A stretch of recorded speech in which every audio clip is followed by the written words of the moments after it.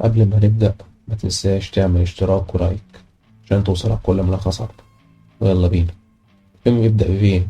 العميل السري المخابرات واللي بيروح راجل أعمال بيانور عشان يعرف منه مكان القنبلة النووية اللي بيتاجر فيها، وبيهدده إنه يقتله. بس بيانور بيقول إن هو قتل كل اللي كانوا عارفين مكانها، وهو بس اللي عارف مكانها فين. بس فين بيعطس غصب عنه تطلع طلقة وتقتل بيانور. سوزان زميلته بتقول له يهرب من الباب الخلفي. سوزان دي بتكون المرشدة بتاعته في المخابرات واللي بتراقبه على طول. وفينو بيخرج بيهرب على المركب زي ما سوزان قالت، بس ما بيلاقيش مفتاح، والحرس بيكونوا بيضربوا عليه نار. سوزان بتستخدم طيارة بدون طيار تضرب صاروخ على الحرس عشان هو يهرب. بيروحوا مطعم والجرسون بيحط لهم مية على حاجة قدامه، وسوزان بتفكرها حلويات وبتاكلها، بس بتطلع مناديل. وفين بيشكرها إن هو مش كان هيعرف يهرب غير بمساعدتها، بيديها هدية وتفكرها خاتم خطوبة، بس بتطلع سلسلة على شكل تورتة. وبيروحوا مكتب المخابرات وشارن بتقول لهم أكيد بنته بيانوف عارفة مكان القنبلة فين ولازم يوصلوا لها، وإنها كانت عايشة في لندن من 10 سنين، ودلوقتي بتتواصل مع قائد المنظمات الإرهابية عشان تبقى لهم القنبلة، وبتأمرهم يروحوا لها.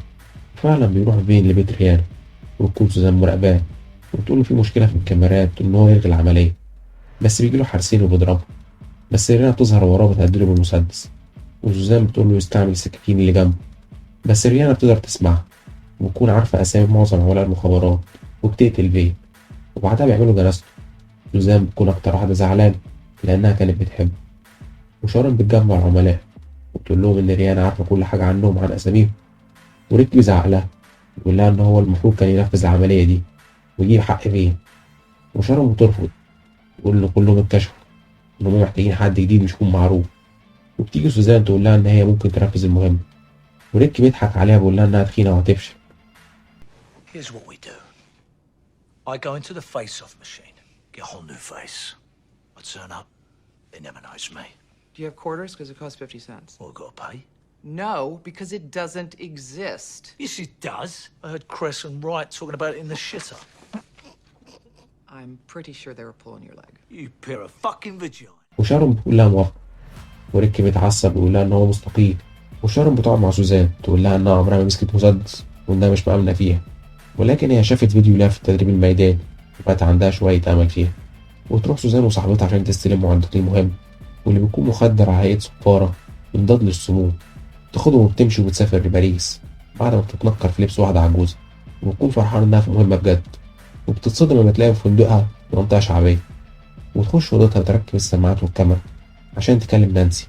بس بيظهر ريكو قدامها وهي بتقول له دخلت ازاي، وهو بيقول لها لانه عميد سري وهو جاي بس عشان يقول لها انها هتفشل. فهي بتقول له ان انت اللي هتبوظ المهمه دي، وهو بيقول لها ان هو افضل عميد، وده انه يحكي لها عن قصص بطولاته الغريبه. بيقول لها انها هتفشل برضه وبيسيبها وبيمشي. I put shards of glass on my fucking eye.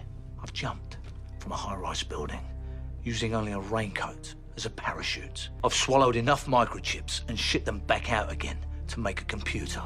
This arm has been ripped off completely and reattached with this fucking arm.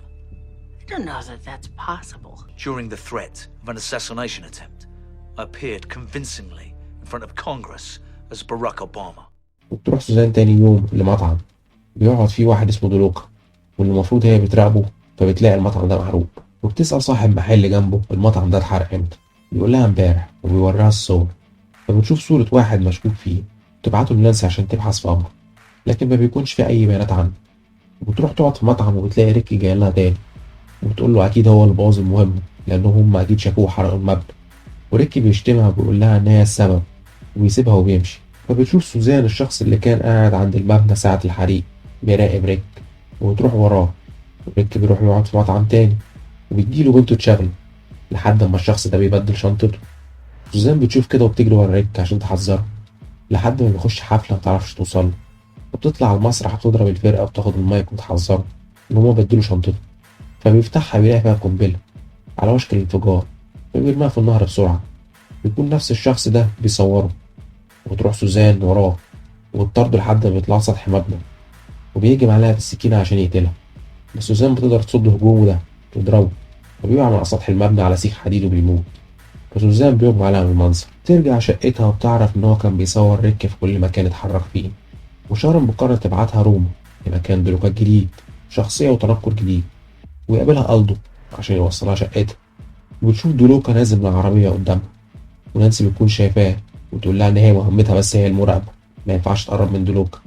بس سوزان بتقرر إنها تخش الحفلة دي عشان تكون قريبة منه وتعرف تراقبه، والمضيفة بتقول لها إنها ما ينفعش تخش غير دعوة.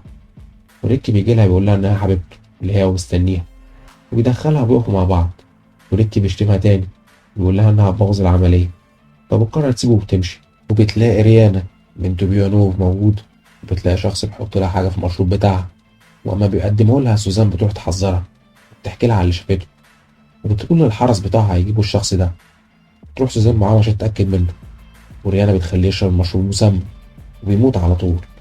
وريانا بتعزمها على الأكل كشكر ليها، وبتيجي تختار الوجبة والجرسون بيقول لها إن ده اسم المطعم مش وجبة، فبتقول له هات أي حاجة على ذوقك. ريانا بتاخدها معاها الطيارة وتخدرها. لما بتفوق ريانا بتقول لها إنها مش بتثق في أي حد بسهولة، وإنها كانت لازم تعمل كده عشان تتأكد منها. وفجأة الحارس جنبها بيتقتل، واللي بيقتله هو الحارس بتاعها كولي، والطيار بيهجم عليه بس هو بيقتل الطيار والمساعد. سوزان بتهجم عليه عشان ما يقتلهمش، تضرب السم اللي معاها عليه، وبتجري تلحق الطيارة قبل ما تقع وتنجح تطير بيها. وريانا بتهددها وبتقول لها إنها كانت شاكة فيها في الأول، وإنها تشغل الطيار الآلي وتسيب الطيارة. بس سوزان بتضحك عليها، تقول لها إنها تبقى الحارسة السرية بتاعتها، أبوها بيانوف هو اللي معينها ليها. وبتقدر تقنع ريانا يوصلوا بيست اللي هيقابلوا فيها مشترك قنبلة. سوزان بتطلع تكلم نانسي تقول لها على اللي حصل، بس بتلاقيها قدامها بتتكلم معاها. بس ريانا بتجيله تسألها عنها، بتقول لها مين دي، تقول لها إن دي المساعدة بتاعتها. بتلاحظ سوزان إن في عربية جاية عليهم، فبتوقع ريانا قبل ما تتضرب بالنار، وبتروح تركب موتوسيكل وبتجري وراه، بس بتقع بيه.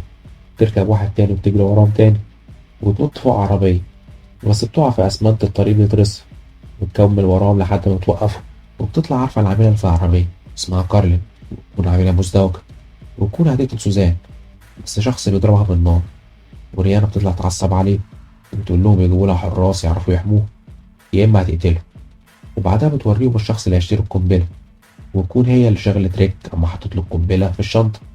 سوزان بتطلب من نانسي تلفت الانتباه عشان تعرف تمسك البنت دي، وريك بيخش عليهم ويقول له سوزان المهمة فشلت بسببه. البنت بتضربه وبتجري، وتروح وراها سوزان، لأنهم يضربوا في بعض لحد ما البنت بتتقتل. بتتفاجئ إن اللي قتلها هو فاين زميلها، واللي بيكون لسه عايش وشغال مع ريانا. بيخطفوا سوزان، وريان بتقول لها إنها كانت عارفة كل حاجة من الأول. بيحطها في زنزانة مع زميلها ألدو، وبتقول له إنها مظلومة من فاين وإنها كانت بتحبه ومش متخيلة ده يحصل. لكن بيجي لها فاين ويقول لها إن هو يضطر يزيف موته عشان يقرب من ريان ويكسب ثقتها، وكل ده عشان يعرف مكان القنبلة فين، لأنها هي الوحيدة اللي تعرف مكانها، وإن أول أما المهمة تخلص هيرجع لها تاني. وينجح هي وألدو يفكوا نفسيهم، تركب عربية وتروح المكان اللي هيتم فيه صفقة البيع، ويكون عرفته من فاين. تقدر تخدع الحرس وتخش جوه، ويكون دولوك موجود مع ريان ويقول لها إن الصفقة مش هتتم لأنها معاها عميل من المخابرات ولازم يقتلوه الأول. وتخش عليهم سوزان وتقول لهم إن هم هتساعدهم لأنها تعرف حاجات كتير عنده دايف المشتري، ولكن في المقابل ما يقتلوش فاين. وافق دولوك على العرض، وبيجي لهم دودايف ومع تمن القنبلة اللي هيشتريها، وبتاخده ريانا وتوري له القنبلة. بس قبل ما يستلمها بيقتلوا دولوك، واللي بيقرر يخون الكل وياخد الألماس والقنبلة ويبيعهم لشخص تاني. وقبل ما يقتلهم بيخش رج فجأة، بس بيتخبط في الباب وبيقع.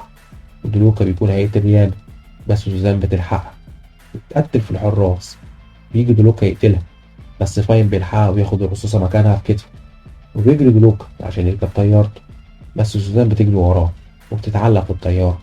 وريكي كمان بينط وبيتعلق في سوزان، ده ان هو قال لها انها تبوظ المهمة وبيقع في المية. تقدر سوزان تطلع دلوكا، تسحب الألماس والقنبلة وترميهم في البحر. وبتعصب دلوكا ولسه هيقتلها، بس نانسي بتضربه بالنار في صدره، وبتكون راكبة طيارة جنبه تنقذ سوزان. وبكده بتخلص المهمة على نجاح، ويطلعوا القنبلة ويقبضوا على ريان. وشارون بتيجي تشكر سوزان لأنها عرفت تنفذ المهمة، وريكي بيجي يقول لها إن ده كله حظ مبتدئين وإن هو كان واثق فيها، ويقول لهم إن هو أعصابه تعبت من المهمة دي وياخد أجازة عشان يريح أعصابه. ويخلص الفيلم على كده أهو. متنسوش اللايك والاشتراك. سلام.